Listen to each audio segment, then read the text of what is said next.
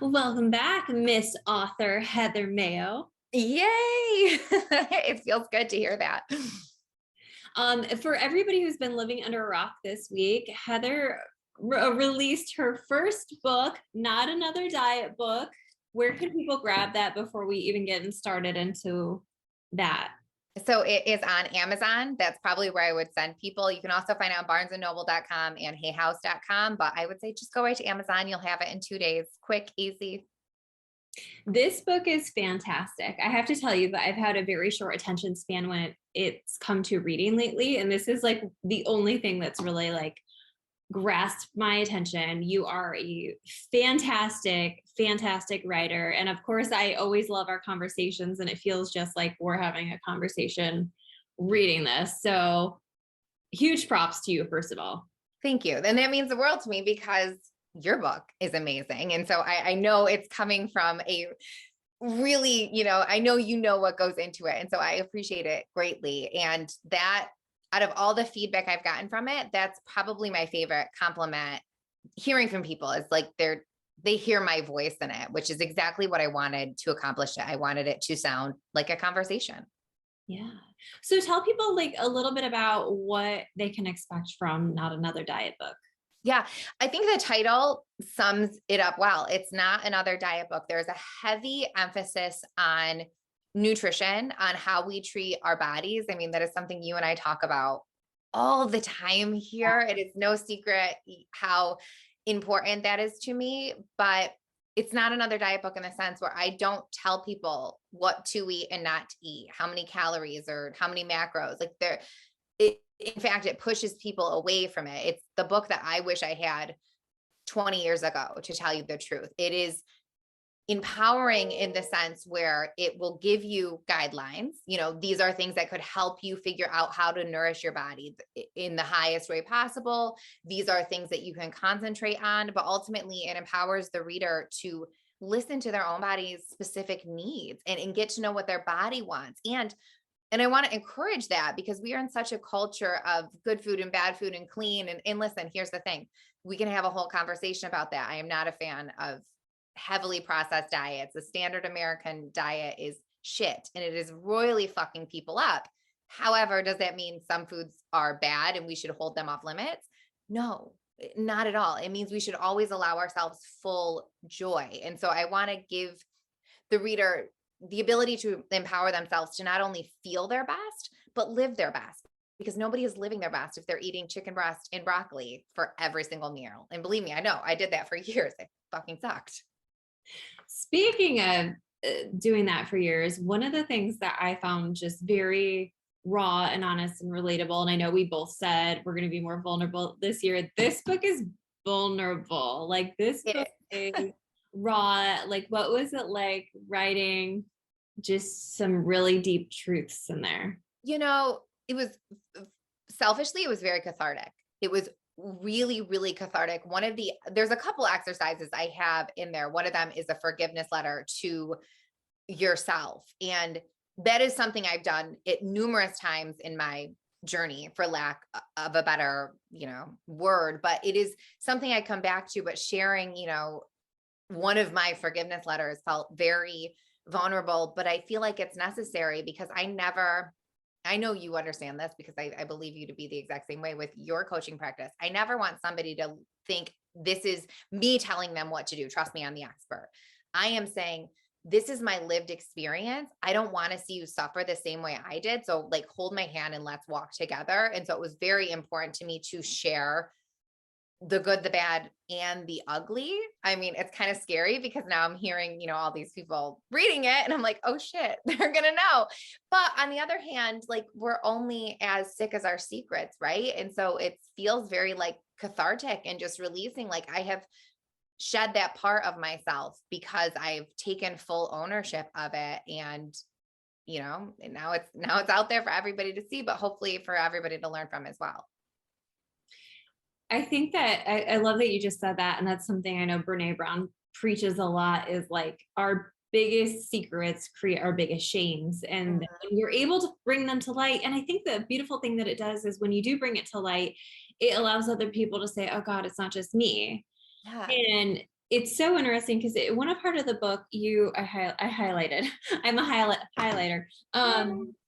It says we've normalized problematic restrictive behaviors, and I think that when it comes to like health and wellness and dieting and food and gym, there is so much of our culture that's normalized around really, really unhealthy practices when it comes to eating, when it comes to restricting.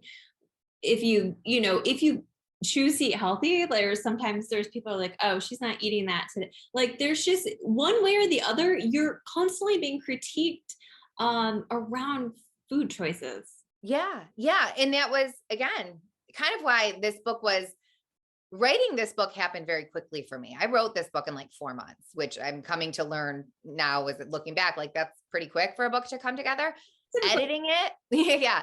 But editing it because it was that line I was walking, right? Because it is such a fine line. And that line is different for every single person and every single body. And it's going to change daily, right? Like what is healthy for me one day may not be healthy for me the next day. And the same is true for every single person. I will fully admit that some of the standards I set for myself to keep myself feeling my best, to keep my vessel as clean and as open as possible, somebody else may look at and go, oh, that's way too rigid. That's way too strict. But on the other side, some of the things I do on a daily basis, like eating dessert every single night, having chocolate every single day, somebody else could look at that and go, oh my God, she eats Cheez-Its every day. She doesn't give a shit about her health. Like both things can be true. It's ultimately going to come back to the energy behind why we are doing it, right? Like, why am I eating vegetables every single morning? Is it because I'm beating the shit out of myself, telling myself I need to lose weight, I need to restrict my calories, so I need to get my fiber up, and I need to eat very, nutrient dense but calorically low foods? Well, that's shit. Or do I eat veggies every morning because I have the utmost respect for my physical being, because I want to feel amazing, because feeling mentally clear is really, really important to me. And I want to show up the best way possible for myself and my loved ones. That's totally different, right? That is the same behavior, but a completely different why. And I think it's really important for people to understand that. And especially in this diet space where diet culture has kind of taken so many healthy, for lack of a better term, things and claim them for their own. And so now we're at this place where people think, well, I can't meal prep unless I'm on a diet. Bullshit. I think meal prep is foundational self-care for almost every single person. And so it's like, we need to re-examine how we are viewing things, but also why we are using things, because things like meal prep, eating enough vegetables, drinking enough water, getting enough movement in, I think a lot of women have used those things to their detriment. But those things also belong in their comeback, right? In their build back. They belong in their foundational self-care, because I hate to say this because I know it can be misconstrued. It's a harsh statement, but I believe it fully. Nobody is living their best when they aren't treating themselves their best. It's just, we're hard pressed to find somebody who is thriving when they are treating their physical being like shit. And so to me, it's like figuring that out is our responsibility to ourselves. That was a tangent. That was so much important stuff in that little nugget, because it is such a fine line. Like dieting is such a fine line. And I know like personally and firsthand that I've done certain diets or elimination diets for different reasons that ended up putting me into, I wouldn't say any like disordered eating necessarily, but it put me into a state where I was like, oh, I can't eat that. And it became less about the mental fog I was initially trying to clear up, Mm-hmm. that technically actually belonged to a blood sugar issue, but like, that's a whole nother ball of wax. And it became about like restriction. And it's so wild how we can tiptoe down a path we don't even mean to fucking tiptoe down, with the original intention being good. And so I love what you were talking about, is like, what is your why here? What is your intention? And you have to be really fucking honest with yourself, because it's really easy not to. It's really easy to say, oh, I'm just being healthy, or I'm just taking good care of my body. And so I know you're big on calling bullshit, but I think the honesty piece has that gotten out of hand? Has that gotten more restrictive? Like I ended up throwing away my scale maybe God, it's probably been a year, probably since Healthy Hot Girl Summer. So that conversation, because I realized that me clearing up my mental fog was turning into weighing myself every morning, which is something I never did. And so it's all of these conversations that we're all not having because we're all trying to come off as this perfect image of health and dieting and wellness. And either we are, or we're like, oh, we're sitting on the bag, on the couch with a bag of chips. Like, it's not a lot of middle ground right now. No. And I think I like that you said what started out as one thing can transition into another. That's true. So much true with, especially again, this diet space, and why it's so important to continue that check-in process because, and God knows I've been there. I used to coach people professionally through elimination programs.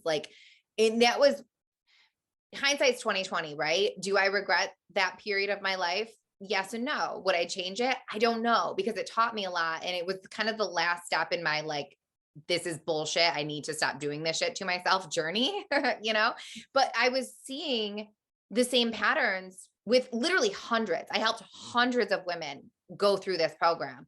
And it was say I had 250 people that I led through it, 249 of them ended up shittier than they started it, because it fucked with your head of this is good, this is bad, I can't have this, I can't have this. And so what started out with good intentions morphed into something completely different. And it's my belief that why that happened is because every single woman, myself included, and I believe this to be true of anybody following a diet that is coming from some sort of expert, somebody outside of themselves, all we are doing is getting good at listening to other people and tuning out ourselves. That's all we are doing, which, we can have whole what is that doing to our intuition? How the fuck are we going to hear our higher self talking when we can't even trust our hunger, when we don't even trust our cravings, and we can't figure out what those mean? And so it's that's why it's not another diet book. It's not just us abusing our physical beings. We are turning off, listening to ourselves, listening to our intuition, because we are chasing some arbitrary number on a scale that means absolutely fucking nothing. And it's hard to see that when you're in it. But then when you're out of it, you can look back and go, oh my God, I was not being good to myself at that moment of time. Again, highlighting. One of the things that you said in your book was attack the diets, not the result of them. Our quest to be good is what's making us be bad. And I love that, because I think that goes universally. That's a universal idea. Our quest for being good and the way we treat ourselves and our body oftentimes is what leads us down a path. And one of the things that you reference frequently throughout this book, which I love, is just coming back to who am I? What do I want? How do I feel in my body today? And making it just a mission of presence, of instead of declaring something good or bad, or saying I'm bad because I ate ice cream today, or whatever the case might be, that we're coming back to who am I as a whole, and how do I hear myself speak despite all of these ideas that have been thrown at me. Yeah, absolutely. Absolutely. And that's just, to your first point, something, and again, personally and professionally, I did this to myself for years. And I see it all the time in the gym and in my coaching practice. Every Monday, I'm a fuck up, I'm a loser, I overate, I ruined my diet, I killed my progress, I all these things. And so we start fixing, we start cleansing, we start undoing, we start restricting to, fix everything that we believe that we have done wrong, not realizing that the fixing is the problem. It's that constant, that's what's keeping us chasing our tail. And it's we go to this, well, this will be the last time I do this diet. I'm going to do this cleanse one more time. I'm going to do this. And it just keeps us constantly stuck in that motion. In stepping out of that space is fucking terrifying, right? Especially for people like me who have calorie counted, macro counted, weighed themselves.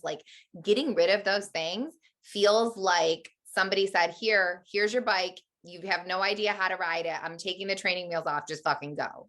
You're going to fall. Right? We're going to fall. That's part of the process, but that's how we learn. And then when you start to realize oh, okay, this is it is work to trust, learning to trust myself. It is work to learning to listen to myself. It is work trying to figure out what is nourishing me and what is just happening because it's bullshit. And I told myself I needed to eat X amount of protein or, whatever that may be. That is just as much work as staying on the diet or on the cleanse. But when we put our efforts there, that's where we're going to actually get meaningful results that we can keep. And that's when you realize, like, just like forest through the trees type thing, you wake up one day and you realize, oh my God, I haven't, like, binge eating is something I struggled with for years. I was bulimic for years. And it just dawned on me one day, oh my God, this is, again, talk about vulnerable, but like, realize I haven't thrown up my meal. I haven't thrown up my food in years. Like that, I get chills saying it because like that was something that I did on a weekly basis for years of my life. And I didn't realize all the healing I was doing by just putting my faith in my body until I had kind of already went through it. Like, and I say that because it's available to people. And I pray that people listening don't have those same issues that I did. But I feel like binge eating on a whole is something that probably 95% of the women I've worked with struggle with. You don't stop binge eating by going on diets. You stop binge eating by listening to your body, honoring its needs, honoring its wants, and then staying present with that food. Like that's what solves it. And again, that's what I hope my book empowers people to do. I think disordered eating is so much more common than people give it credit for. And I think specifically amongst our age range, Yes. like 30s, 40s, and one of the things that you talked about was like growing up in that low fat like diet mentality. And it's really interesting because I think back, my sister had an eating disorder and was hospitalized for that. And so I always wondered like how I never got into disordered eating or having any like thoughts around food until I was, after kids and that kind of, Yeah. but I had my mother over recently, and the way she speaks about her body and about food and even just the foods that she gravitates towards or brings to my house, I'm like, I always wondered how that ended up that way. And I think that again, our childhoods were so normalized in such restrictive, crazy dieting, such talk about, we don't use the word fat in my house. I have two little girls. We don't use that word. We use the word healthy of like, okay, so we need to, eat some healthy meals today, or gosh, I'm really needing some vegetables. I haven't put any vegetables in my body, but that's like a swear word in our house. I say fuck all the time. We don't say fat. And Yeah.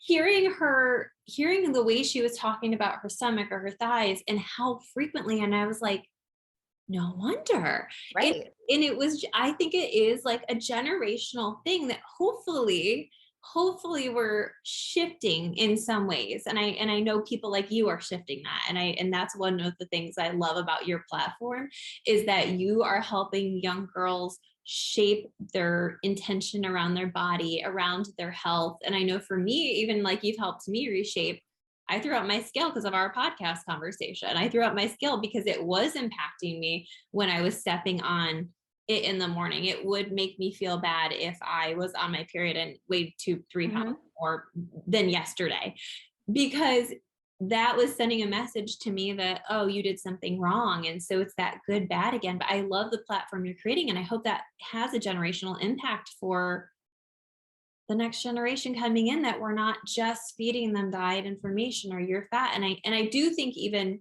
just the change in like more body acceptance across branding and that kind of stuff helps as well.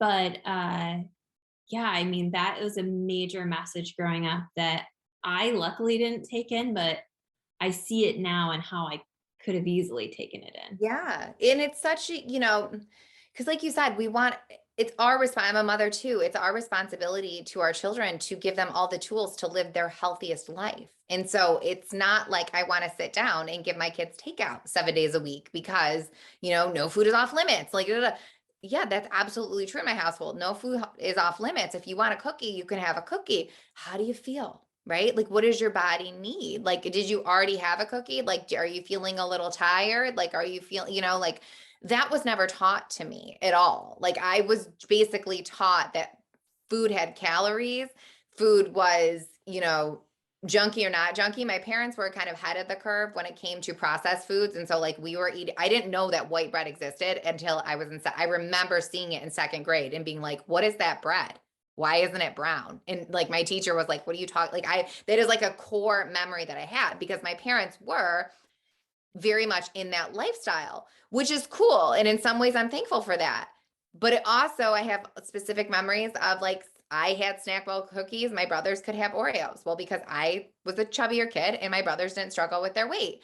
I remember getting, being pregnant when I was 18. So still like, well, moved back at home and eating 2 bagels for breakfast. And my mom going, are you really want 2 bagels? Like commenting on that. And so like, you don't realize how those comments can really affect our psyche, but then you're right. It makes no, of course, that's why we view food differently. Of course, when we are given opportunities to have foods that are off limits, we're going to overeat them. And so it's creating that environment, yes, absolutely for our children, but also reparenting ourselves in that way and being able to remind ourselves like, oh no, like yeah, I do have a little cellulite on my ass or whatever. Does that mean I'm not worthy? No, absolutely not. Like those conversations I feel like are happening more and more. I agree with this next generation, which is, it's really fucking cool to see.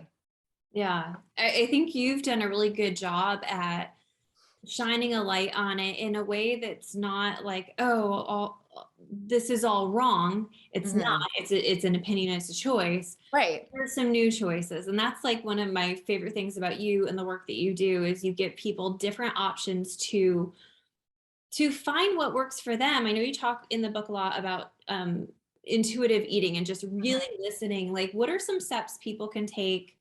Obviously, get your book so they know all the deets, but like, what are some steps that you would recommend for people to start listening to their body when it comes to like nurturing and feeding themselves? Yeah. So first and foremost, again, I just want to reiterate, like the one thing I think the intuitive eating community does a disservice to is it can be presented as just like, well, just listen to your body and honor your body. Well, that's fucking great, but like, how the fuck do you do that, right? Like, how do you do that? It's really hard to do. And so the first and foremost is show yourself grace, understanding that you are stepping into new territory. You are digging through years of diet bullshit, and where you're coming from at your, specific point in your journey is going to be different than every single person. And so somebody coming from a restricted diet based background is going to have one experience. Somebody who is eating, and again, I'm not saying this to be harsh, I'm just being honest. Somebody who's eating the standard American diet, doing a lot of takeout, doing a lot of drinking, doing a lot of processed food, theirs is going to look a little different, right? Like some is going to need to lessen it up, and some other people are going to need to kind of reel it in, which can sound kind of diet based, but it all comes back to, are you honoring yourself? Are you nourishing yourself? And so show yourself grace, step one. Step two, call your bullshit. What do you need? What do you truly need? And ask yourself that question and sit with it. Don't expect the answer to just, instantly pop into your mind. It might, not to say it won't, but sometimes you really need to ask yourself that. Well, what do I really need? What do I want to feel like? What is my body missing out on right now? What, like you said, I haven't had vegetables in a while. Like you'll start hearing those kind of answers drop into your awareness. Okay. Well, I haven't been eating much fruit. I haven't had much animal protein. Allow yourself to hear those things. Or on the other side of the equation, I haven't had that brownie sundae I love so much in 2 years because I've been telling myself no. And so sit with those answers and allow them to just come. And then get really, really comfortable asking yourself, like all the time. And I mean it. And this is annoying to people, but like before every single meal, before every single snack, create some space. I talk about this a lot in the book, to check in with your body. Just simply pause and ask that question again. What do I need right now? What do I need to feel full, to feel satiated, to feel my best? And then what do I want, right? Because my body might need some protein and some veggies, but I might want some cheese with that. So I'm not starving in an hour. And so it's learning to kind of honor both sides of that. And then really, really important. And again, it's what I've seen people miss professionally. This is like a step that people just forget to take. And it's so important. Check in with yourself after your meals. Check in with yourself like an hour after. How do I feel? Do I feel hungry? Do I feel too full? Do I feel like I ate enough? Do I feel like I restricted? Do I feel like I nourished? Just kind of see how you feel, because when you get in that habit, you can kind of find patterns of like, oh, okay, well, when I ate in this way, that felt really good. Or when I went to Chili's and had the twofers and that didn't feel that good. And so, Yeah. and again, it's the energy behind it, where past Heather might have looked at herself saying, well, I didn't feel good at Chili's and viewed that as her messing up. Now, current Heather can go, yeah, I just made some choices that didn't serve me, but now I have that awareness. So next time I'm in a similar situation, I can do better. And then you just move on, right? There's nothing to fix. There's nothing to undo. You just move on with better equipped information on how to nourish yourself. I think that that radical forgiveness step is such a important piece, not just for food and dieting, but just in general. Is how do we not get hung up on our perceived fuck ups, right? How do we not get hung up on eating the thing that made us feel like shit, giving us it? And I love to look at it as like an observation piece of, let's just observe, let's take notes. Okay, next time, don't like that. Next time, not a good vibe. But I think that that's such an important piece in regards to like just general life, and Yeah. getting into a space where you're really allowing yourself to move forward. I always say guilt and shame are unnecessary emotions. I think that guilt is created, not natural. And so that when we give ourselves permission, it's just kind of that internal battle between who we think we need to be and who we're actually being. And so when we have that radical acceptance and that radical forgiveness of, I truly accept myself as I am. And I think that's one of the things that this book does brilliantly, is just give people a chance to accept and honor wherever the fuck they're at, where whatever they've been doing, and say, okay, how am I going to forgive myself enough to move forward, and just give myself permission to move forward. Yeah. It's that failure to feedback, right? Like diets taught us that we failed. We fucked up. We ruined it. We messed up. We ate the brownie. We did whatever. I want to reframe that into feedback. You can't fail, right? You're just learning and you're gaining new experience to do it over again. And I cannot stress this enough. When we can step in those situations where past versions of us would have said, oh, I ruined it. Like, well, fuck it. Might as well eat the rest of the kitchen, or fuck it. Got to start again tomorrow and do 7 hours of cardio. Like when we can find ourselves in those situations and stop again, create some space, take a beat, take a breath, and look at the situation. Like you said, unbiased observer. What happened? What happened? What did I need? Really cool things happen. One, we can find what the trigger was, right? Which almost all the time, it's you just didn't eat enough, especially when it comes to diet. Like you didn't eat enough. Like you'll be like, oh, well, no wonder I overate my dinner. Breakfast was a piece of fruit and lunch was a protein bar because I was busy at work. No wonder I overate a dinner. Like I'm not going to do that again. I'm going to make sure I have time to actually eat these meals. There's no shame. There's no guilt, which we would have felt both of those emotions if we did not look back. Or you can go, oh, well, I had a really hard day at work. Like food for better or worse. It's a coping mechanism and it's a safe one, right? It's always available. We can always have it, but it can't be our only one, right? We're better than that. We have more tools available to us in our toolkit. And so if every time I have a bad day, I run to a Snickers bar, or what a lot of people do, run to a White Claw, am I serving myself? Fuck no. That's not in alignment with who I want to be. So it's there, it's available. But what would better serve me is saying, okay, well, what happened? Why am I feeling these emotions? What is making me upset? Now I know. So next time I find myself pissed off, mad at my husband, stressed out at work, whatever, I'm not going to go home and just go into this unconscious pattern that does not serve me. I can create some space, acknowledge what I'm feeling, and from there make an informed decision. Do I still want to sit down and have a Sunday because food makes me feel happy? Okay, well, I'm going to choose it. That stops the guilt right there. Do I want to have a drink? Okay, I'm going to choose it.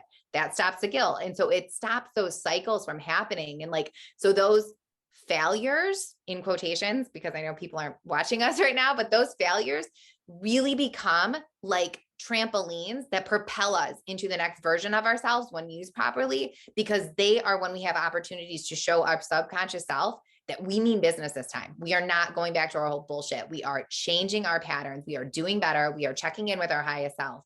And like you can see how excited I get talking about it. Like that is when, and like you said, that It's not another diet book, because that shit, it cascades everywhere in our lives. And you're right. Then we start finding ourselves like in situations that have nothing to do with food, and we're just reacting better. We're not snapping at coworkers. We're not snapping at our children. We're just being better humans because we've learned how to create space and we've learned how to observe patterns. And it changes our whole fucking life. One of the things that I love that you bring into this book a lot, and just into your work in general, is that idea of like your highest self and that energy and that divine. How does that fit in with this diet culture? It's Thank you for bringing that up, because it's really like, that's a root of the book that I completely would have missed out if you did not bring that up. So I appreciate that. E- I believe diet culture, toxic, not positive wellness culture, but toxic wellness culture, they leave highest self completely out of the equation. And so for anybody listening who is like, what the fuck is highest self? To me, highest self is just a concept of, who are you when you are thriving? Who are you when you are showing up fully in your life? Who are you when you are treating yourself amazing? When you are being that version of you that you strive to be, right? Like, it's not make believe, like, I'm going to be Kim Kardashian. No, no, no. It is, I am myself, but I am myself doing my absolute best. Like, that's my highest self. And so in terms of eating, well, how does my highest self eat? My highest self absolutely is eating a ton of vegetables. She's drinking so much water. She's getting in lots of movement. She's getting in plenty of sleep, lots of animal protein, but she's also eating Sour Patch Kids because they make her happy. And depriving myself does not fit in with alignment of my highest self. And that's where diet culture goes wrong, because it just puts all of these healthy behaviors into a box that only manipulate our physical beings and completely disregard our mental and spiritual selves and the ways that we should be nourishing ourselves fully. And so we can't just, when we're thinking about food, we can't just think about what it's going to do to our waistlines.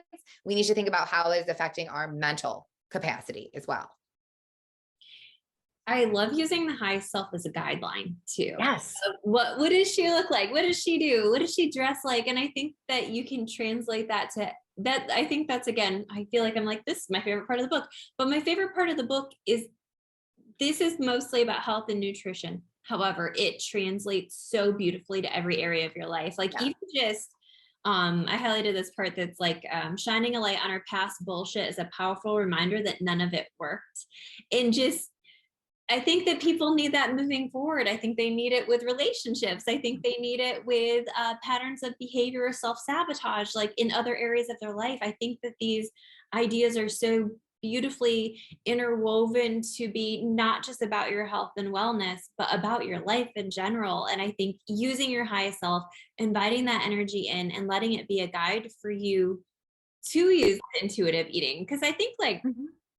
we forget that intuitive energy really thrives on intention. And so if your intention is, I want to be the best version of myself. When I'm the best version of myself, I'm energized. What are the things that make me feel energized? Like, this is one of the ways that I've really turned a lot of energy towards eating around for me, is like, I don't like feeling tired. I hate feeling tired. I don't feel like myself when I'm tired. And after I eat processed food or fast food or anything like that, I feel tired. And so I'm intentional about, like, man, I need a vegetable, or man, I really need a healthier breakfast, or man, I need to lay off the coffee because I crash at 2 p.m. every single time I drink coffee. So I love that idea of having that overarching piece to not just your diet, your food, your health, but to your whole life. I mean, this book, again, even if you're not interested in health and wellness, it will guide you in every area.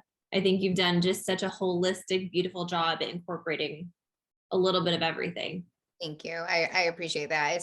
It's not in my nature to niche down. We've had that conversation 1,000 times. I Obviously. can't, I can't do it. But again, this book is what I wish I was taught. And that is that it's not how you look, it's how you feel. And don't get me wrong. I feel if somebody wants to change their physical appearance, go for it. Right. Like, I've got $6,000 of fake boobs sitting on my chest. Like, I'm not going to be hypocritical and say, like, you can't do that. Everything is available to you. If you want to work out because you want a tighter ass, then by all means, go for it. Like, I'll be right there with you. absolutely fine. But that can't be our only guiding light. Like that is just like one small piece of the puzzle. And at the end of the day, it all comes down to like, I want to, like Matthew McConaughey is like, I want to make myself proud. Like I want my hero to be me 5 years from now. Like I love that. And if I would have heard that like 10 years ago, I would have been like, oh, that's cocky. I would have thought down on that. I would have rejected that energy. Now I'm like, oh yeah, like that is such a place I want to be in. I'm constantly thinking about who am I going to be a year from now? What can I do to make that version of me like the best version that's ever been? Because what I do today matters. And so, yeah, well, I would love to have a tighter ass, but am I going to do things that fuck up every other area of my life to get it? No, no, no, no, no, I can't. And so I feel like using highest self as a concept, we get to have our cake and eat it too. We can chase all those goals that might seem silly and frivolous, but we can do so in a way that honors our full mental, physical, and spiritual being right along with it. Is there anything else people need to know about this book, how they can get it, how they can get in touch with you? What else would you say? Yeah, just buy the book. It's cheap. It's accessible. It's like $14. You'll have it in 2 days on Amazon. Again, not another diet book. And let me know. I'm loving the conversations having about people's takeaways in it. And so you can find me on Instagram or TikTok at Heather.Maio, Maio. Let's chat about it. Tell me what you think.